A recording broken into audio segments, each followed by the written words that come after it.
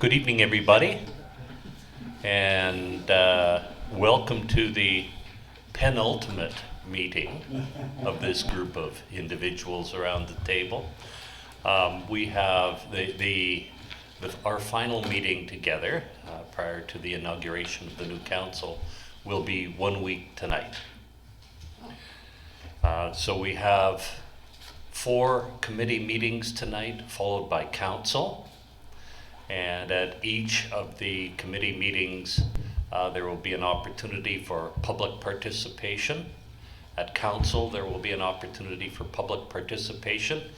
And if you've come here to speak to an issue, if you have the opportunity, please do so at the committee or council where that issue is being discussed.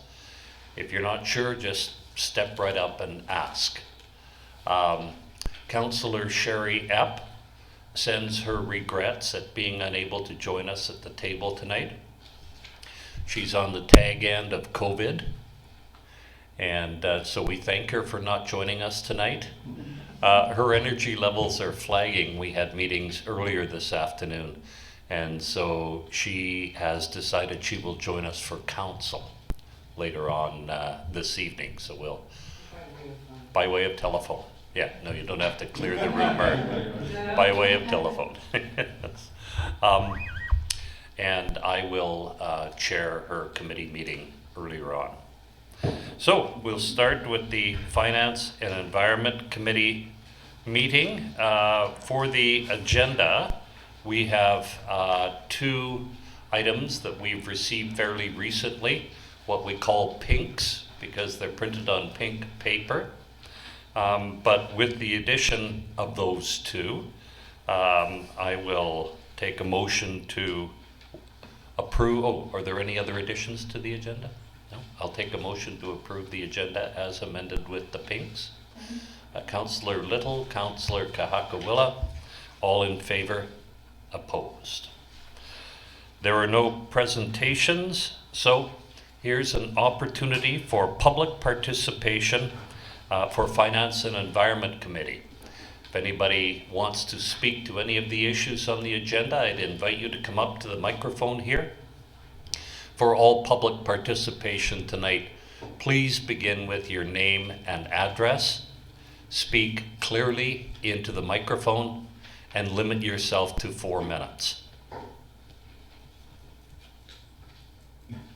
Well, that was enough to intimidate people. Okay. Oh, here we go.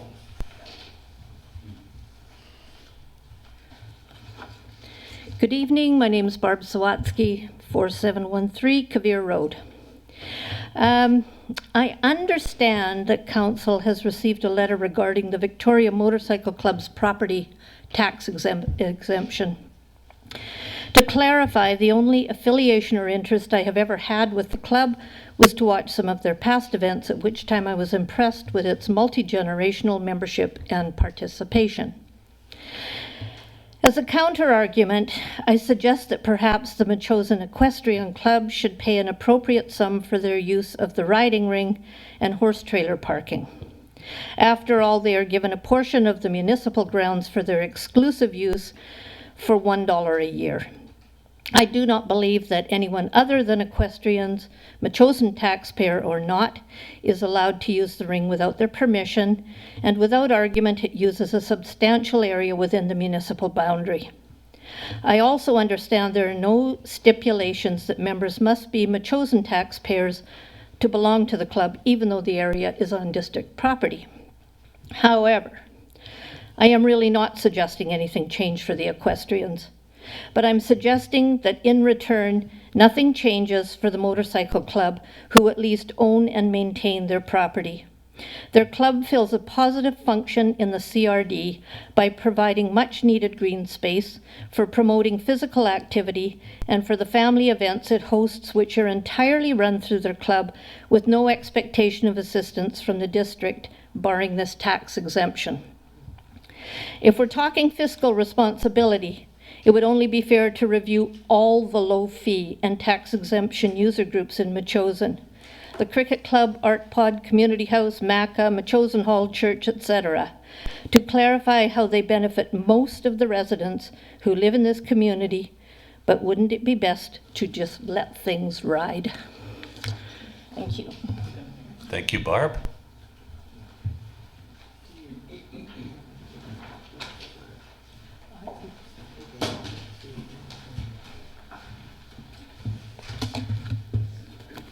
Good evening, Brent Donaldson, Chalister Court. I am an elected director of the Victoria Motorcycle Club. I had planned on coming this evening, and that was to thank council or the committee for your continued support. But given that there was an attached letter that I received earlier this morning, I thought it prudent that I come and give an overview, especially since we have an audience. The last time I spoke to you folks regarding the Victoria Motorcycle Club was about a year ago, and it was for the tax exemption. I went through all sorts of different examples of the benefits and alike, but I think I will do those tonight just for the benefit of yourselves and for the folks that are here. To start off with, the Victoria Motorcycle Club is the oldest club in Western Canada. It was formed in 1903, and the property was purchased in 1964.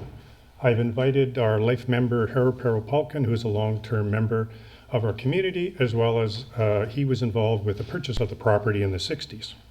So I'm going to rely on him from the historical point of view. So when it came up to our executive and we were pondering our tax situation, we had a couple options, and one was to operate the club under a managed forest. We met with the planner, Sherry Hurst, and her recommendation was to follow through with a tax exemption through the municipality, and she thought that we ticked all the boxes that were required in order to move forward. So in doing so, we made our presentation, or certainly I did last year, and I felt good about it. I know there was lots of questions, but certainly I think I answered them all, and I think at the end of the day, I thought that we would be successful again. Just an overview, the club is a registered nonprofit society. We make yearly donations to the BC Cancer Society, BC Prostate Ride for Life, Children's Health Foundation. On an aside note of that, we made a donation to a local Machosen rider who did a long-term ride up in Cowichan, and he raised $20,000. So we do put money back into the community. The fire department, we have utilized them with the blessing of our fire chief for some of our activities where first aid's required, and we make a donation to their society. We have an event coming up this weekend, and we've employed the Machosen Scouts. They're going to do our concession. So we're community-minded, and we spread the wealth. On a side note, last year, the Chief Dunlop utilized the motorcycle property for a wildland interface exercise, and I wish I had the pictures because the parking lot was filled with all different colors of fire trucks, a few red. We have been good neighbors. We've been there a long time, and we take the ownership of our property seriously.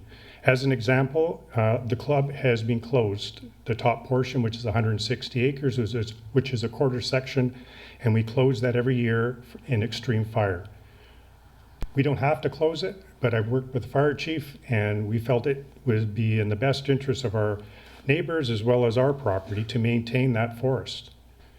It's not accessible by vehicle other than the bottom 12 acres, which Chief Dunlop has seen. We have water tanks up there and portable fire extinguishers or backpacks. So we take our property very seriously.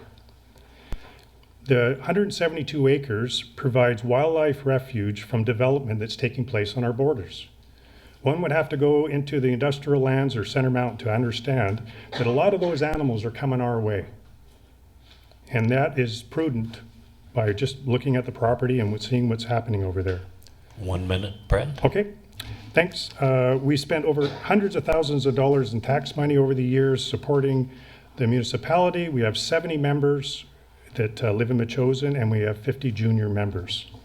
So I'm going to pass it over to Harold just to give you a little bit of historical on our great club.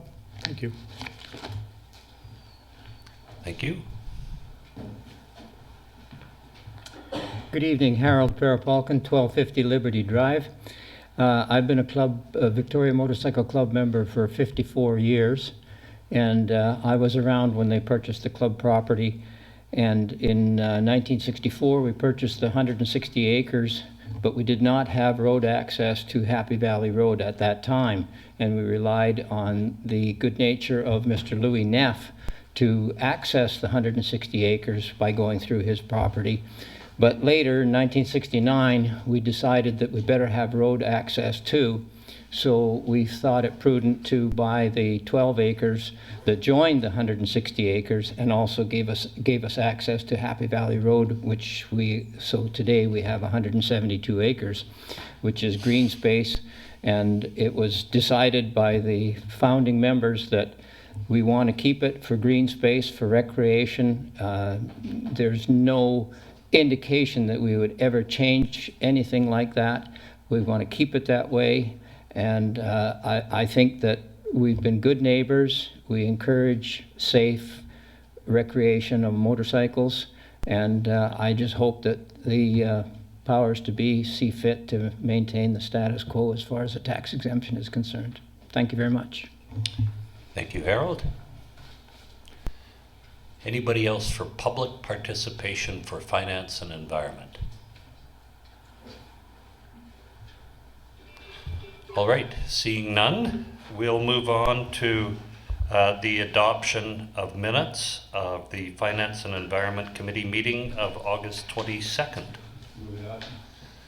Moved by Mayor Rand, seconded by Councillor Kahakawila. Any discussion? All in favor? Opposed? It passes. That brings us down to the two primary items on this agenda, both tax exemption bylaws. The first is the Heritage Tax Exemption Bylaw 2022, number 680. The recommendation is that the committee recommend that council give first, second, and third readings to the Heritage Tax Exemption Bylaw 2022, number 680. Councillor Little? Moved by Councillor Little. Seconded by Councillor Kahakawila. Any discussion? All in favor? Opposed?